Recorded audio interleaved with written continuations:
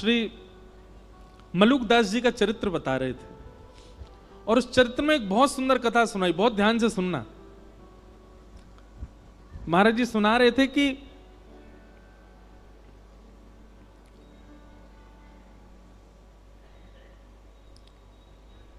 कोई प्रवचन कर रहा था, तो प्रवचन में अनेक लोग बैठे थे। उसी में श्री मलुकदास जी अपनी युवावस्था में जब घर आदि का त्याग नहीं किया था, तो वहीं प्रवचन बैठ करके सुन रहे थे। तो प्रवचन सुनते सुनते लोग बाग आपस में चर्चा करने लगे। बोले ये बाबा को बस चले तो ये हमारे काम धंधा छुड़वा के बस यही कहेगो राम राम जपो, ठाकुर जी का नाम जपो, तिलक लगा करके केवल भक्ति भाव में रहो। अरे कर्म नहीं करेंगे तो दाल रोटी राम जी खिला जाएंगे क्या?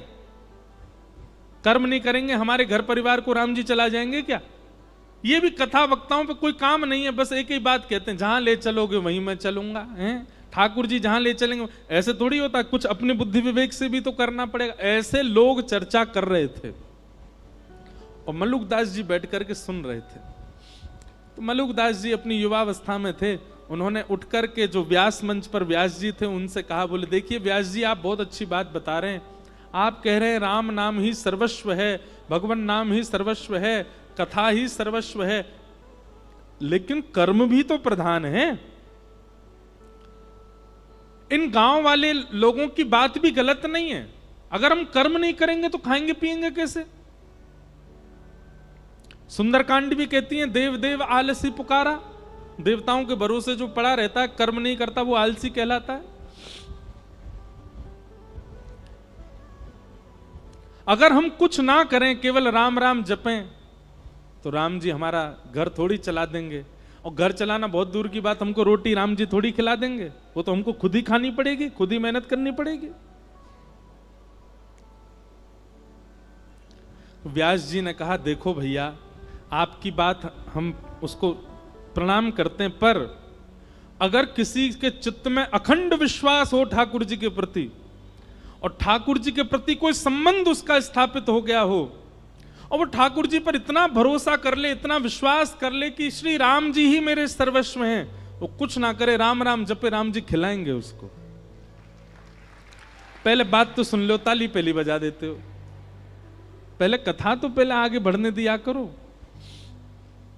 व्यास जी ने मलुकदास जी, तो मलुकदास जी बोले ठीक है, मैं अटूट विश्वास के साथ आज से राम नाम जप में बैठ रहा हूं और मैं गांव में नहीं बैठूंगा, मैं जंगल में जाऊंगा और जंगल में भी बीहड़ जंगल में जाके बैठूंगा जहां मुझे कोई नहीं जानता हो, कोई नहीं पहचानता हो, जहां पर हिंसक जीवों के अलावा कोई आता ही ना हो।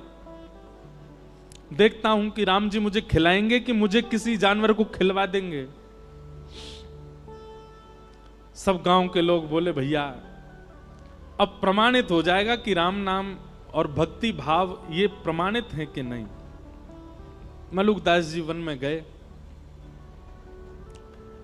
और बीहड़ वन में गए। वहां पर एक विशाल वट का वृक्ष था।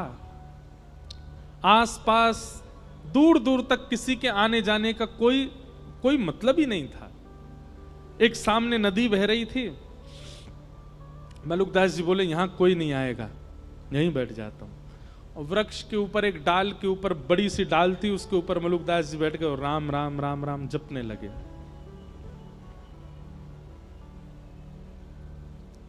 आप राम नाम का जप कर रहे थे, मन में अनंत विश्वास था राम जी के प्रति कि श्री राम जी सब भक्तों पर अनुग्रह करते हैं, मुझे भी श्री राम जी अनुग्रहित करेंगे। इस विश्वास के साथ राम नाम जपने लगे।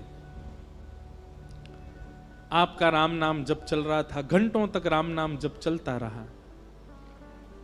तभी कुछ यात्री घोड़ा पे बैठ करके वहां से निकलने लगे।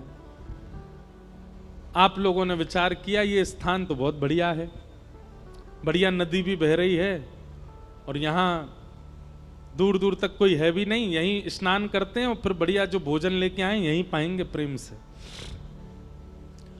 यात्री जन अपने घोड़े से उतर गए, नदी में स्नान आदि करके जैसे ही अपना भोजन आदि सब उन्होंने खोला, इतने में ही डाकू और डकैतों ने वहां आने लगे, उनके घोड़ों की नालों की आवाज आने लगी। तो जितने यात्री थे उन सब ने विचार किया, बोले भैया बड़े बड़े डाकू आ रहे हैं, ये सब हमको मार देंगे, सब हमारा सर्वनाश, जल्दी भागो यहां से। सारे यात्री अपना भोजन पानी वहीं छोड़ छाड़ करके भाग गए। डाकू आए, डाकुओं ने आकर के देखा कि महाराज सुंदर सुंदर रबड़ी, सुंदर मिष्ठान, सुंदर 56 भोग और रोटी आदि सब वहां खुली रखी है। डाकू के साथ जितने लोग थे सबने कहा, सरदार जी आज तो कुछ बनाना ही नहीं पड़ेगा, आज तो देखो ठाकुर जी ने बढ़िया व्यवस्था करी है, 56 भोग यहीं लगे लगाए मिल गए हम लोगों को। अब तो आज तो यहीं रोटी पाएंगे, यहीं लड्डू उड़ाएंगे, यहीं प्रेम से रबड़ी पाएंगे और इसी से ही आनंद होएगा आज तो। इतने में सब टूट पड़े भोजन पर, सब उठाने लगे रोटियां और सब्जियां, सब डालने लगे, अपने हाथ में पकवान लेने लगे। जो सरदार मुखिया था डाकुओं का, थोड़ी देर इधर उधर देखने लगा, बोले रुको रुको रुको, अभी मत पाना। इस विहंगम जंगल, बिहड़ जंगल में नदी के तट पर इतने 56 भोग मिलना, पहली बात तो इसमें यह सत्य है कि भगवान ने कोई अनुग्रह करके हमारे लिए व्यवस्था करवा दी। लेकिन दूसरी बात एक और हो सकती है, क्या हमको कम से कम 5 राज्यों के राजा ढूंढ रहे हैं।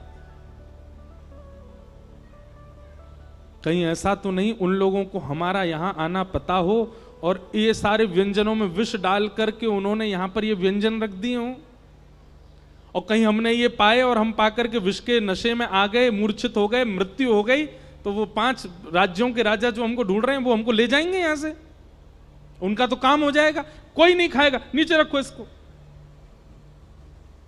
संग वाले बोले महाराज बहुत दिन से रबड़ी नहीं पाई, देखो गुलाब जामुन नहीं पाई, खान दो। बोले नहीं नहीं नहीं नहीं, हम ऐसे नहीं खा सकते। एक काम करो, अपनी टोली से बाहर का जो हो, जो हमारी टोली से बाहर का ऐसा कोई राह चलता मिल जाए, उसको पकड़ लाओ, उसको पहले खिलाओ, उसको खिला करके देखेंगे अगर इसमें विष हुआ मर जाएगा, पता चल जाएगा, नहीं हुआ तो हम भी पालेंगे। सब ढूंढने लगे, लेकिन दूर दूर तक तो जंगल कुछ मिले ही नहीं। तभी सरदार की नजर गई, पेड़ के ऊपर श्री मलुकदास जी बैठे थे, राम राम राम राम राम राम जप रहे थे। तुरंत उसने, अरे देखो ये बैठा अब ऊपर भगत, इसी ने विष में ला करके सारा भोजन नीचे, पकड़ के लाओ उसको नीचे। ऊपर चढ़ गए, मलुकदास जी को पकड़ के नीचे ले आए। मलुकदास जी बोले भैया क्या कर रहे हो? बोले हाथ पांव बांधो इसके, और हाथ पांव बांध करके इसको सारा भोजन खिलाओ। मलुकदास जी मनी मन विचार कर रहे थे, मैंने तो कहा था राम जी खिलाने आएंगे, पर ये तो डाकू खिलाने आया। मलुकदास जी ने मुंह बंद कर लिया, मैं नहीं खाऊंगा, मैं नहीं। तभी सरदार उतरा अपने घोड़े पे से, और मलुकदास जी का मुंह इतनी जोर से पकड़ा, बोले खाएगा कैसे नहीं, ठूस ठूस के खिलाओ इसको। और सबरे लड्डू ले, गुलाब जामुन ले, रबड़ी ले, पकवान ले ले करके मलुकदास जी को खिलाए। मलुकदास जी के नेत्र सजल हो गए, बोले जय हो राघव जी, जय हो मेरे राम जी। मैंने आपसे क्या प्रार्थना की? मैंने कहा था कि नाथ राम राम जपने से यदि राम जी भोजन करा जाएंगे तो मैं मान जाऊंगा कि भजन में बल है। आप भोजन दूर, आप तो पकवान पवा रहे हो मुझको, और पकवान भी इतने विहंगम जंगल में कैसी योजना बना करके, क्या कृपा करके आप सब व्यवस्था मेरे लिए कर रहे हो नाथ। उस दिन श्री मलुकदास जी का निष्ठा हो गई, विश्वास हो गया नाम में, और उसी दिन बस निकल पड़े, श्री राम नाम के आश्रय पर ही निकल गए। और हमारे भारत भूमि को एक अद्भुत संत प्राप्त हुए, मलुकदास जी महाराज। और उन्होंने एक पद लिखा,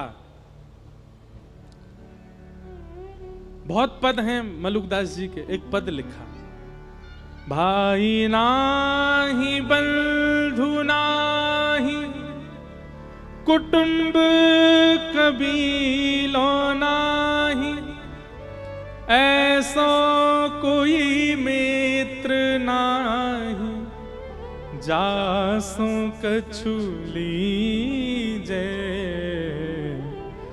दीन बंधु दीनानाथ मेरी सुध लीजे, दीन बंधु दीन। कहता मलूक दास छोड़ दे वीरानी आश, कहता मलूक दास छोड़ दे वीरानी आश। मलूक दास जी कह रहे हैं दूसरों से आशा छोड़ दो, किसी से आशा मत रखो, आशा ही परमम दुखम। अरे खुद से भी कोई आशा मत रखो।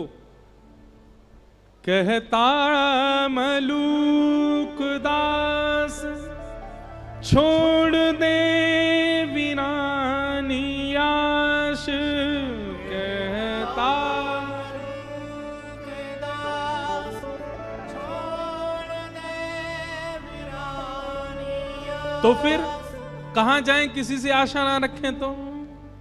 तब मलूक दास जी कहते हैं साचो नाम तेरो दाता, साचो नाम तेरो दाता, साचो नाम तेरो दाता, साचो नाम तेरो दाता। और किसको लीजिए दीन बंधु दीनानाथ, मेरी सुध लीजिए दीन बंधु।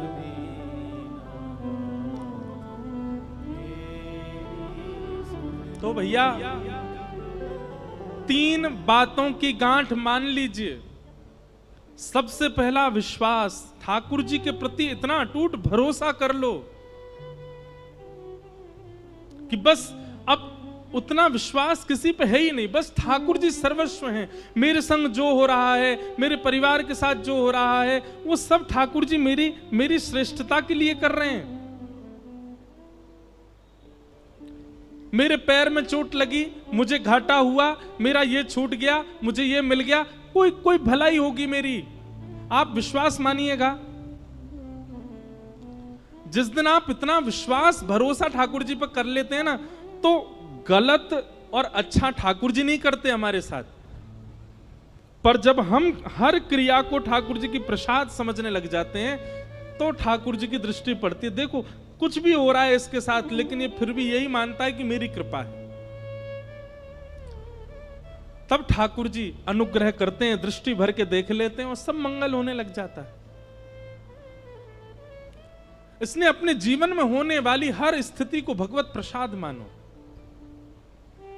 विश्वास। दूसरा, ठाकुर जी से एक संबंध बनाओ, कुछ भी मानो। गोस्वामी तुलसीदास जी कहते हैं तोहे मोहे नाते अनेक, मानिए जो भावे।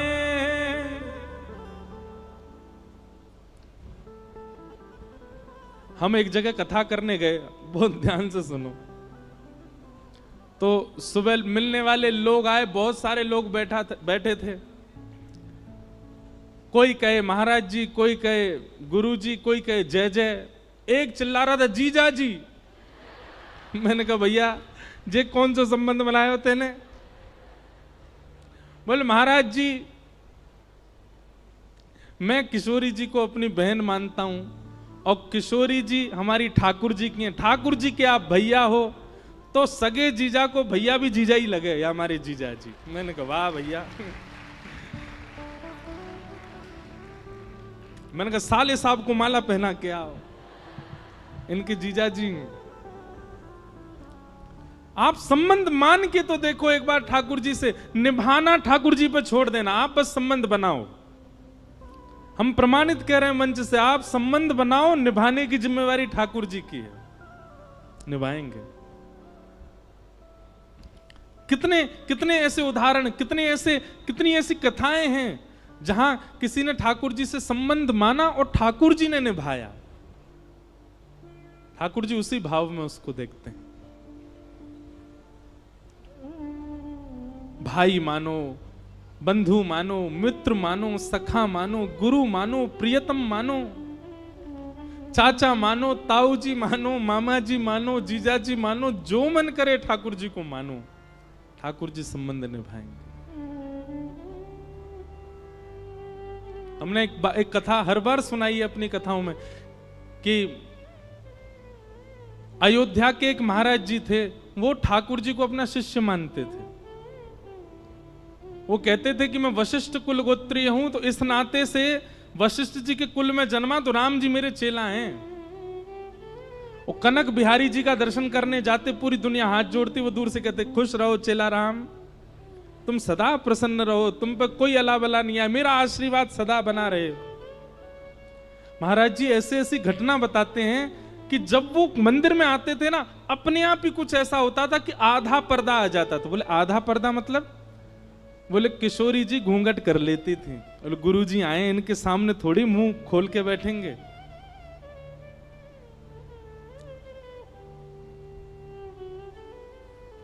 ठाकुर जी संबंध निभाते हैं, कोई बनाए तो सही। और फिर एक बात माननी पड़ेगी आपको, फिर जब जब आप ठाकुर जी के सामने जाओ, कई लोग संबंध बनाते हैं फिर उसका ढिंडोरा और पीटते हैं, वो नहीं करना है। मंदिर में जाके सबसे ये नहीं कहना है ये तो हमारो जीजा है, हम यहाँ के सारे हैं, हम यो हैं, ऐसे ये सब भाव ऐसे प्रकाशित मत करो, गोपनीय रखो अपने चित्त में वो भाव ठाकुर जी के प्रति।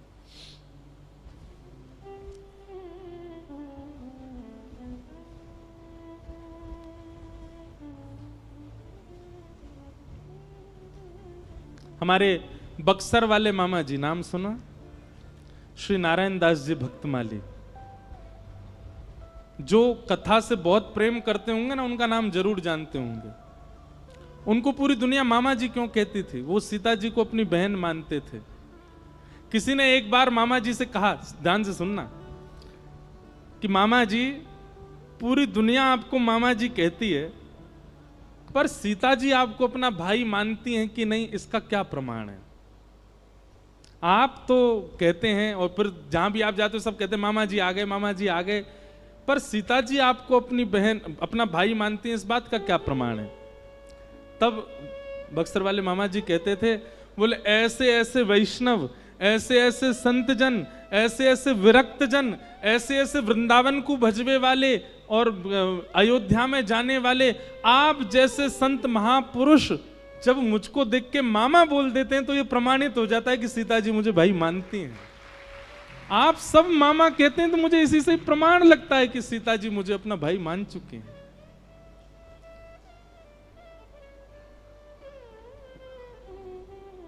संबंध बनाओ, बिना संबंध के भक्ति में आगे नहीं बढ़ा जा सकता। ठाकुर जी आपको भगवान ही दिख रहे हैं हमेशा, आपकी भक्ति में कहीं चूक तो है, वो कोई अपने से दिखे। विश्वास, संबंध और तीसरा समर्पण, ठाकुर जी के सन्मुख। ये तीन भक्ति के सूत्र हैं। देवभूति माता ने, कपिल भगवान ने देवभूति माता के अनेक प्रश्नों के उत्तर दिए, सबको हम प्रणाम मात्र करते हैं। और तत्पश्चात देवभूति माता सिद्धता नाम की नदी बनकर के बहने लगी और भगवान कपिल जाकर के विराज गए। सारे तीर्थ बार बार, गंगा सागर एक बार। आज भी कपिल भगवान गंगा सागर में विराजते हैं और वहां आज भी विरक्तों को, आज भी वैष्णवों को, आज भी प्रबल भक्ति यौगिकों को ठाकुर जी दर्शन देते हैं आज भी। इस प्रकार कपिल भगवान के चरित्र को हम प्रणाम करते हैं। आगे आकुति माता का प्रसंग सुनाया गया और प्रसूति माता के पुत्री, सबसे छोटी पुत्री सती हुई, सती का विवाह महादेव के साथ में हुआ। इस प्रकार आकुति, देवभूति, प्रसूति तीनों के प्रसंग कहे। अब हम थोड़ा सूक्ष्म में कह के चलें क्योंकि ठाकुर जी का उत्सव करना है। ध्रुव चरित्र सुनाया गया। राजा उत्तानपाद के पुत्र हुए ध्रुव। बहुत सावधानी से सुनो। ध्रुव जी महाराज का चरित्र सबने सुना है, पर ध्रुव जी की स्तुति जो वो भगवान से करते हैं, उस स्तुति में ध्रुव जी महाराज एक बात कहते हैं जो प्रत्येक वैष्णव को पालन करनी चाहिए। ध्रुव जी महाराज भगवान की स्तुति गाते हुए एक बहुत सुंदर बात कहते हैं, क्या कि भक्ति मुहु प्रवहतां त्वयि में प्रसंगो भूयादनंत महतां ममलाशयानां येनांजसोल्वणमुरुव्यसनं भवाब्धिं निश्चे भवद्गुण कथामृत पान मत्त। सब लोग इधर देखो, सावधानी से सुनो। ध्रुव जी कहते हैं, बोले मुझे आपकी भक्ति कैसे करनी है नाथ? तब कहते हैं, बोले व्यसनम भवाब्धिम निश्चय भवद्गुण कथामृत पान मत्त। व्यसनी, किसी घनघोर व्यसनी व्यक्ति से मिले हो आप कभी? घनघोर व्यसनी मतलब पीता ही रहता हो। अच्छा चलो पीने वाले तो दूर कर दो, और भी व्यसनी होते हैं। कैसे कैसे? ये वाले व्यसनी हो या ये वाले व्यसनी हो, ऐसे व्यसनियों से तो मिले ही होंगे।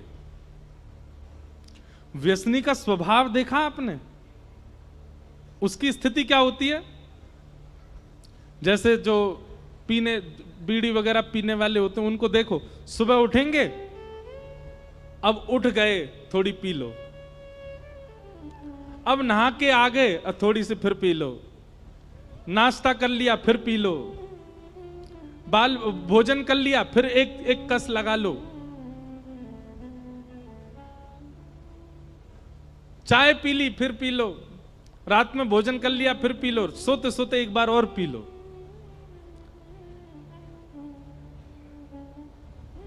वो पूरे दिन में कोई ना कोई बहाना बना करके अपने व्यसन को भोगता है। पीने वाले जो होते हैं उनको देखो, आज मैं बहुत दुखी हूं, आज तो पीऊंगा। अरे आज तो मैं फर्स्ट आया हूं अपनी क्लास में, बच्चों को पार्टी दूंगा, सबको पिवाऊंगा। ऐसे होते हैं बच्चे। आज तो मेरे बुआ के बच्चे आए हैं, आज तो मैं पीऊंगा। मेरी प्रियसी छोड़ के चली गई, गम में पीऊंगा। वो गम में भी व्यसन भोगता है और सुख में भी व्यसन भोगता है, और कुछ नहीं तो बहाना निकाल करके व्यसन भोगता है। आज सारे मित्र मिले हैं, सब पिएंगे, आज मैं अकेला हूं, अकेला मन नहीं लग, क्या करे, पिएंगे। सब काम से पीना उसकी प्रायोरिटी होता है।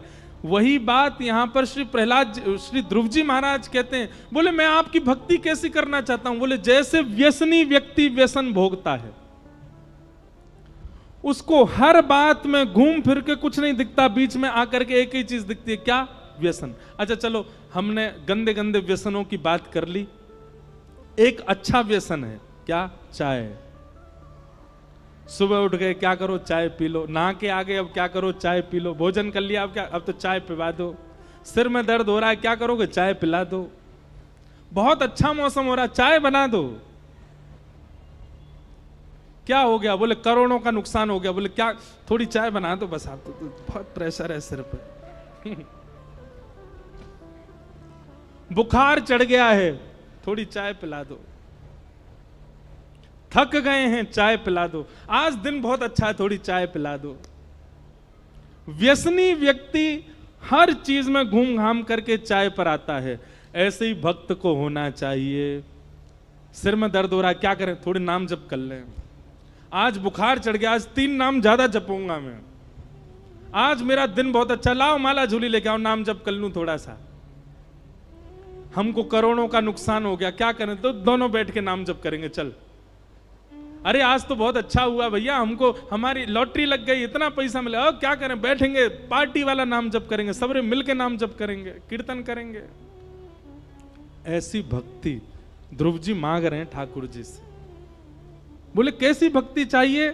तब कहते भक्ति मुहु प्रवहताम त्वयि में प्रसंगो भूयाद अनंत महताम अमलाशयानाम येनांजसौल वणमुरु व्यसनम भवाब्धिम निश्चय भवत गुण कथामृत। अच्छा, यहां पर नाम जप का व्यसन नहीं मांगा।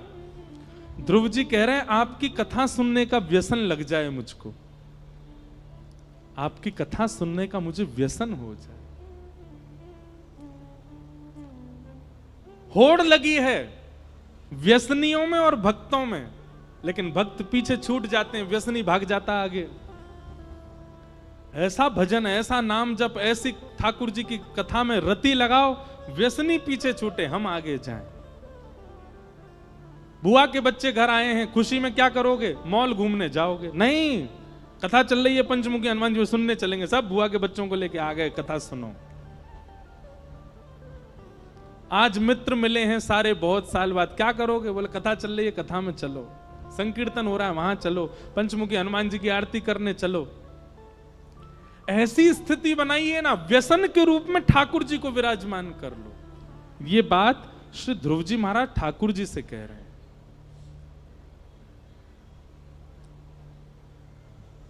योऽन्तः प्रविश्य मम वाचमिमां प्रसुप्तां संजीवयत्यखिल शक्तिधर स्वधाम्ना अन्यांश हस्तचरणश्रवणत्वगादीन् प्राणान् नमो भगवते पुरुषाय तुभ्यम्। अच्छा, किसी ने प्रश्न किया इतना क्यों भजे हम ठाकुर जी को? तो श्री ध्रुव जी महाराज कहते हैं हमारे नेत्रों को देखने की शक्ति उन्होंने प्रदान की, कानों को सुनने की शक्ति उन्होंने प्रदान की, हाथों को कर्म करने की शक्ति उन्होंने प्रदान की, पैरों से चलने की शक्ति उन्होंने प्रदान की। अरे भैया, आपके दूषित समय पर, आपके भयंकर समय पर यदि कोई 1-2 लाख रुपए आपको दे दे तो आप जीवन भर उसका एहसान मानते हो। पर जिस व्यक्ति ने हमको चलने के लिए पांव दे दिए, कर्म करने के लिए हाथ दे दिए, सुनने के लिए कान दिए, देखने के लिए नेत्र दी, बोलने के लिए वाणी दी, क्या हम जीवन भर उसका नाम गा करके, कीर्तन करके, नृत्य करके, परिक्रमा करके उनको धन्यवाद नहीं कह सकते? अपने सर्वांगीण अंग से ठाकुर जी को धन्यवाद कहो। हमारा जन्मदिन था, दुनिया भर के लोग दुनिया भर का सामान लाए। तभी एक व्यक्ति ने मुझसे पूछा, ये सत्य बात है, विदेश की बात है, तो एक माता जी ने पूछा आज आपको इतने सारे गिफ्ट मिले महाराज जी। मैंने कहा हाँ, सबसे अच्छा किसका था? तो वो तब की बात है, मैं 22-23 साल का हुआ था। तो मैंने कहा माता जी, आज से 23 साल पहले सबसे अच्छा गिफ्ट ठाकुर जी ने दिया, ये शरीर। इससे बढ़िया गिफ्ट कुछ नहीं मिला। मैंने कहा आप क्या लेके आई थी मेरे लिए? बोले हम चश्मा लेके आए हो। मैंने कहा ठाकुर जी ने आंखें ही नहीं दी होती तो? एक बोले अंधे भी तो चश्मा पहन लेते हैं। मैंने कहा चलो ठीक है, ठाकुर जी ने कान ही नहीं दिए होते, कहां टांगता उस चश्मा को मैं? आप मेरे लिए जूता लेके आए, ठाकुर जी ने पाम ही नहीं दिए होते। आप मेरे लिए घड़ी लाए, हाथ ही नहीं दिए होते। तो सर्वांगीण सामग्री दुनिया आपको देती है, पर ठाकुर जी ने शरीर ही नहीं दिया होता तो? इसलिए भैया, हर स्थिति में ठाकुर जी को वंदन करो, अपनी हर इंद्रिय से प्रणाम करो, हाथ जोड़ के वंदन करो कि आपने हाथ दिए, नेत्रों से दर्शन करके वंदन करो कि आपने नेत्र दिए, कथा सुन के कानों से धन्यवाद करो कि आपने कान दिए, जिह्वा से नाम गा करके धन्यवाद करो कि आपने जीव दी, पैरों से प्रदक्षिणा करके धन्यवाद करो कि आपने पांव दिए, और सर्वांगीण साष्टांग प्रणपात करते हुए कहो कि आपने हमको शरीर दिया नाथ, इसके लिए धन्यवाद। अपने जन्मदिन पर हम उत्सव इसलिए नहीं मनाते कि हम इतने वर्ष के हो गए। 1 लाख में से 50,000 चोरी हो जाए तो आदमी खुश होता है, दुखी होता है? 100 साल की आयु ठाकुर जी ने दी, वो भी कंफर्म नहीं है 100 ही साल हैं, 80 भी हो सकते हैं, 70 भी हो सकते हैं, और उसमें से 20-25 घट जाते हैं, हम खुशी मनाते हैं। इस बात का उत्सव नहीं है। इस बार हमारा जन्मदिन मना रहे थे वृंदावन में, तो एक ने मुझसे कहा आप मना करते हैं कि अपना जन्मदिन क्यों मनाना, जीवन घट रहा है। मैंने कहा हम इसलिए उत्सव मना रहे हैं कि नाथ 25 वर्ष पहले आपने एक वाणी दी थी, जिस वाणी से मैं केवल आपको ही गा रहा हूं, इस वाणी को देने का उत्सव मना रहा हूं। 25 वर्ष पहले ये जीव मिली थी, 25 वर्ष पहले हाथ मिले थे, इन हाथों से मैं ठाकुर जी की सेवा कर रहा हूं, तो इन हाथों को पाने की खुशी मना रहा हूं कि इनसे सेवा कर पाता हूं। पैर मिले थे, इनसे प्रदक्षिणा, इन सब देह से मैं ठाकुर जी की सेवा कर पा रहा हूं, इसलिए उत्सव मन रहा है। उत्सव मनाने का अधिकार ही उसी को है अपने जन्मदिन पर जो अपने देह से ठाकुर जी को निवेदित करता हो, और किसी को नहीं है। भोपाल वाले तो घूम फिर के ताली बजा देते हैं। ध्रुव जी महाराज ने ठाकुर जी की स्तुति गाई। तत्पश्चात ध्रुव जी के वंश में राजा अंग हुए, इनके बेटा बैन हुए, बैन को ऋषियों ने मार डाला था। इनके पुत्र के रूप में भगवान पृथु जन्मे। भगवान पृथु ने ही इस धरती को हमारे योग्य बनाया, इसीलिए इस धरती का नाम पृथ्वी पड़ा। भूगोल खगोल आदि का सबका वर्णन किया गया, नरकों का वर्णन किया। तत्पश्चात अजामिल की कथा सुनाई। इसी बीच में रहुगण भरत संवाद, बहुत सुंदर संवाद है, उसको भी सुनाया गया। अब हम सूक्ष्म में सबको प्रणाम कर रहे हैं बस। तत्पश्चात हमारे अति प्रिय, जिनका प्रसंग मुझे बहुत प्रिय लगता है, ऐसे वृत्रासुर की कथा सुनाई गई, जिन श्री वृत्रासुर जी ने 4 श्लोकों में भक्ति की वह पराकाष्ठा प्रस्तुत कर दी जो कोई नहीं कर पाया। श्रीमद् वल्लभाचार्य जी महाराज ने वृत्रासुर के इन 4 श्लोकों को ही पुष्टि संप्रदाय कहा। यही 4 श्लोक ही भक्ति पथ हैं। हम श्लोकों का अर्थ नहीं करेंगे, पर एक श्लोक गा देते हैं। अहम हरे तब पादैकमूल दासानुदासो भवतास्म भूय मनस्मरेता सुपतेर्गुणांस्ते गृणीत वाक्कर्म करोतु काय न नाकपृष्ठं न च पारमेष्ठं न सार्वभौमं न रसाधिपत्यं न योग सिद्धिर्पुनर्भवं वा समंजसत्वा विरहय्य कांक्षे अजात पक्ष इव मातरम खगास्तन्यम यथा वत्सतरा क्षुधार्ता प्रियं प्रियैव व्युषितं विशलना मनोरविंदाक्ष दृदीक्षते त्वां। बोलो भक्तवत्सल भगवान की। वृत्रासुर ने भगवान की स्तुति गाई। तत्पश्चात भागवत में प्रहलाद जी का चरित्र आया। हिरण्यकश्यप के यहां पर भक्त प्रहलाद का प्रादुर्भाव हुआ। पिता के पूछने पर प्रहलाद जी महाराज ने अपने भीतर छिपे हुए उस भाव को प्रकट किया, नवदा भक्ति का वाचन किया। श्रवणम कीर्तनम विष्णु स्मरणम पाद सेवनम अर्चनम वंदनम दास्यम सख्य आत्मनिवेदनम। 9 प्रकार की भक्तियों का वर्णन किया। हिरण्यकश्यप को क्रोध आया, अपने पुत्र को किसी भी प्रकार मारने की आज्ञा सैनिकों को दे दी। हर प्रकार का प्रयास किया, पर सैनिक प्रहलाद जी को नहीं मार पाए। तब अंत में हिरण्यकश्यप ने ही प्रहलाद जी महाराज से कहा कि कहाँ है तेरा हरि? बोले खम्बायु यज्ञिम सलिलम महिम च ज्योतिंसि सत्वानि त्रिशो द्रुमादीन। सब में है वो, इसलिए पिताजी सबको प्रणाम है। वो आप में भी हैं, मुझ में भी, हम सब में विद्यमान हैं। हिरण्यकश्यप ने कहा अच्छा इस खम्भ में है? बोले हाँ इसमें भी है। जैसे ही खम्भ का भेदन किया, खम्भ भेदन करके भगवान नृसिंह प्रकट हो गए। बोले नृसिंह भगवान की। सब लोग हाथ जोड़ करके नृसिंह भगवान को प्रणाम करो। सत्यम विधातुम निज भृत्य भाषितम व्याप्तिं च भूतेष्वखिलेषु चात्मनः अदृश्यतात्यद्भुत रूपमद्वहं स्तंभे सभायान मृगम न मानुषम। भगवान नृसिंह प्रकट हुए, हिरण्यकश्यप के साथ युद्ध करके उन्होंने उसका वध किया। कई देवी देवताओं ने आकर के भगवान की प्रार्थना की, पर भगवान का कोप शांत नहीं हुआ। तब श्री प्रहलाद जी ने जाकर के भगवान की स्तुति की। बहुत सुंदर स्तुति प्रहलाद जी की। प्रहलाद जी भगवान से जाकर के कह रहे हैं, थोड़ा सा ये सुन लें फिर हम कृष्ण जन्म में चलेंगे,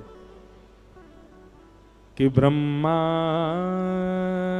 तय सुरगुणा मुनयोथ से था, सत्वैकतान मतयो वचसां प्रवाहे, नाराधितुं पुरगुणैरधुनापि पिप्रो, किं तुष्टुमर्हति समे हरिरोग्रजाते।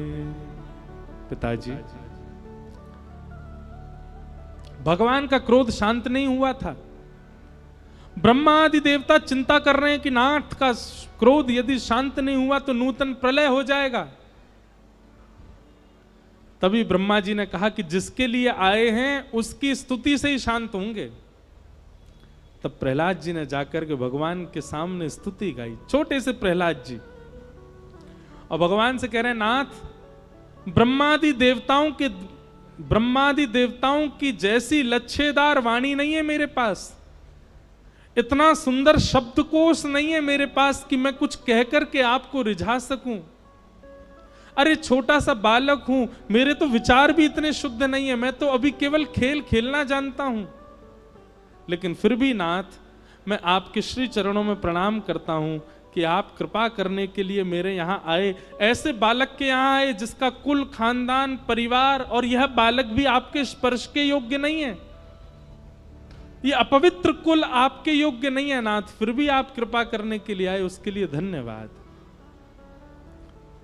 प्रहलाद जी के एक वचन सुनते ही ठाकुर जी ने प्रहलाद जी को गोद में उठा लिया, अंक में भर लिया, जीभ निकाल करके चाटने लगे और प्रहलाद जी से कहने लगे, प्रहलाद मैंने आने में यदि विलंब किया हो तो मुझे क्षमा कर देना। प्रहलाद जी महाराज गोद में बैठे हैं ठाकुर जी के। भगवान नृसिंह कहते हैं, प्रहलाद पूरा ब्रह्मांड देवी देवता सब मेरे रूप को देख करके डर के भागते हैं, तुझे डर नहीं लगता मेरे रूप से? प्रहलाद जी बहुत अच्छी बात कहते हैं, बोले नाथ सत्य पूछें तो मुझे भय नहीं लगता, और मुझे भय इसलिए नहीं लगता क्योंकि जब से आप आए हैं मेरी दृष्टि केवल आपके कोमल चरणार बिंदों को देख रही है, मैंने आपका मुख देखा ही नहीं है। मैं केवल आपके चरणार बिंदों का दर्शन कर रहा हूं, इसलिए मुझे भय नहीं लगता नाथ। मानो प्रहलाद जी इस बात को अंकित कर देते हैं कि जिसकी दृष्टि सदा श्री ठाकुर जी के श्री चरणों में रहती है, उसको संसार की कोई भी भयभीत वस्तु भयभीत नहीं कर सकती, वो सदा प्रसन्न रहेगा।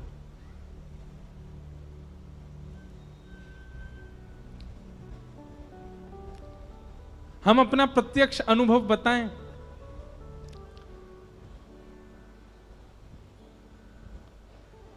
प्रहलाद जी को, नृसिंह भगवान को तो हमने नहीं देखा, पर आपके भोपाल के आसपास जंगल बहुत है, तो यहां हमने बाघ देखे हैं। और हमारे मुदगल जी बैठे हैं, यही हमको ले गए थे बाघ दिखाने। इनको पता है, जब भी हम गाड़ी में बैठते थे तो कोई पता तो होता नहीं दिखेगा कि नहीं, गाड़ी में बैठते ही मैं यही श्लोक गाता था प्रहलाद जी का, और इस भाव से नहीं कि हम जानवर देखने जा रहे हैं, हम बाघ देखने जा रहे हैं, यही भाव रखते थे, हे नृसिंह भगवान आप कृपा करना, हम आपसे कुछ मांगना नहीं चाहते, आपके पास भी नहीं आएंगे, नहीं तो आप तो ऐसा प्रसाद दोगे कि बस हमको बस आपका दर्शन करना है। और तब हम दोनों ही बैठ करके गाड़ी में गाते थे, सत्यम विधातुम निजभृत्य भाषितम व्याप्तिम च भूते स्वखिलेषु चात्मना अदृश्यतात्यद्भुत रूप मद्वहम स्तंभे सभाया न मृगम। और हम 3 दिन गए, तीनों दिन हमको बाघ जी के दर्शन हुए, नृसिंह भगवान के दर्शन हुए। जो हमारी गाड़ी चलाने वाले थे वो भी कहते, बोले महाराज जी आप कुछ तो मंत्र फूकते हो। मैंने कहा मंत्र नहीं फूकते हैं, हम साक्षात नृसिंह भगवान को बुलाते इसलिए आ जाते हैं, और अकेले दुकेले नहीं आते, पूरे परिवार के संग दर्शन देने आते थे। फिर एक दिन ये बोले महाराज जी बाघ तो दिख गया, भालू नहीं दिखा। मैंने कि सुनो, जामवंत के वचन सुनाए सुहाए, मैंने कि करो सुंदरकांड का पाठ। और उस दिन हम गए, उस दिन हमको भालू ही दिख गए वहां पे। मैंने कि लो जामवंत जी महाराज आ गए सामने। भाई विचारधारा भावना पर, भावना का बहुत असर पड़ता है आपकी क्रिया पर। लेकिन आप ये विचार करके भोपाल में मत चले जाना, नहीं तो आपको दर्शन देने के लिए ना जाने कितनों को कष्ट दे देंगे ठाकुर जी। वैसे तो भोपाल शहर में भी आ जाते हैं कभी कभी। पिछली बार मंडी द्वीप में कथा थी तो भी हमने प्रयास तो किया कि हमको आसपास कहीं दिख जाएं, जंगल एरिया यहाँ बहुत है, पर दर्शन हुए दूर से ही हुए, रात में। तो ऐसे नृसिंह भगवान ने प्रहलाद जी पर अनुग्रह किया और अनुग्रह करके कृपा की। तत्पश्चात आगे देवासुर संग्राम का प्रसंग सुनाया गया। बीच में गजेंद्र मोक्ष की कथा भी आती है। हम सबको प्रणाम। भैया देखो, हमारी कथा का एक भाव है कि हम कुछ साल बाद हमको लगता है हम 1 महीना की ही कथा करेंगे बस, क्योंकि हमारी कथा 7 दिन में तो हमसे कही नहीं जाती, इतने सारे प्रसंग छूट जाते हैं। अब केवल गजेंद्र मोक्ष इतना सुंदर है कि उस पर 7 दिन कथा सुन लो। बलि बामन अवतार की कथा सुनाएगी। तत्पश्चात 9वें स्कंद में सूर्यवंश के राजाओं की कथा, गंगा के अवतरण की कथा आदियों को सबको सुनाया गया। तभी भगवान श्री राम के प्रादुर्भाव का प्रसंग सुनाया। सब लोग हाथ जोड़ करके राम जी को प्रणाम करो। 2 अध्याय में राम कथा है पूरी। गुरुवर थे त्यक्त राज्यो व्यचरित अनुवनम पद्म पद्भ्याम प्रियाया पाणिस्पर्शा क्षमाभ्याम व्रजत पथरुजो यो हरिन्द्रानुजाभ्याम वैरूप्या शूर्पणख्या प्रिय विरहरुषारोपित ब्रूविजंभ तस्ताब्धिर्बद्ध सेतु खलदवदहन कौशलेन्द्रोवतान। हम आज सच बोल रहे हैं, अपने मन की बात बोल रहे हैं व्यास मंच से। थोड़े से वयोवृद्ध हो जाएंगे जब, हम साल में 6 ही कथा किया करेंगे और 6 कथा 1-1 महीना की। 1 महीना कथा 1 महीना घर, फिर 1 महीना कथा 1 महीना घर। आप कहोगे कौन कराएगा? बहुत लोग बैठे हैं, वो यही आस लगाए बैठे हैं कि 1 महीना का समय दें, उसमें पता है क्या किया करेंगे? फिर पूरे भारतवर्ष के लोगों को कहा करेंगे वो 1 महीना की कथा वहीं आ जाओ सब सुनने। कोई 7 दिन के लिए, कोई 4 दिन के लिए, कोई 8 दिन के लिए। और उसमें फिर आनंद विस्तार से कहने का जो सुख मिलेगा वो अद्भुत होगा। वैसे देखो, सप्ताह कथा का विधान क्यों बना पता है? क्योंकि परीक्षित के पास 7 ही दिन थे। सुखदेव जी को 7 ही दिन में कथा सुनानी है, परीक्षित को क्योंकि 7वें दिन तक्षक सर्प डस देगा। इसीलिए सप्ताह कथा का नियम बना, क्रम बना। बाकी कथा सप्ताह ही होनी चाहिए ऐसा आवश्यक नहीं है। हमने 9 दिन की भी की है, अब आगामी सालों में 12-12 दिन की भी कथाएं हैं। पहले तो मैं 8 दिन की भी करता था, पर अब व्यस्तता कारण 7 ही दिन के। पर 7 दिन में प्रसंग पूरे कर पाना बहुत मुश्किल होता है। और फिर उसमें भी उदाहरण, भाव, भजन, संकीर्तन अभी तक हमने 1 आधी गाया है। वो गाती रहे तो फिर कथा ही कैसे पूरी हो? पर अद्भुत है भाव। कभी भोपाल का तो नहीं पता, पर नर्मदा जी के तट पर 1 महीना का कथा का क्रम तो करना है।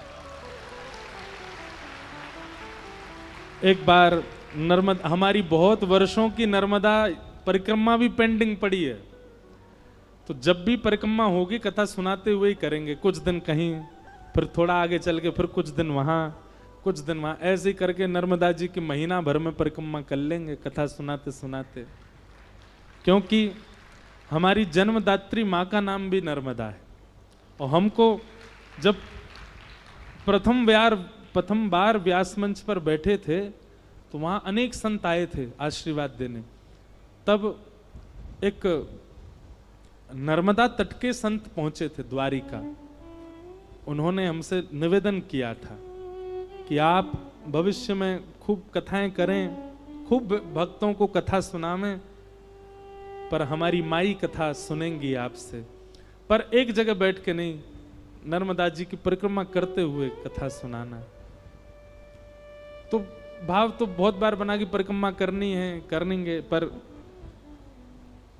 इस क्षेत्र में अगर 1 महीने की कथा का क्रम बना तो नर्मदा जी के तट पर सुनाते हुए, जैसा नर्मदा जी कृपा करेंगे उनको सुनाते हुए करेंगे। नर्मदा जी कोई जल नहीं है बंधुओं, नर्मदा जी कोई नदी नहीं है, नर्मदा जी साक्षात सचल बहते हुए महादेव हैं, साक्षात देवादिदेव। किसी को महादेव का साक्षात्कार करना हो, श्री नर्मदा जी को प्रणाम करो, नर्मदा जी को वंदन करो।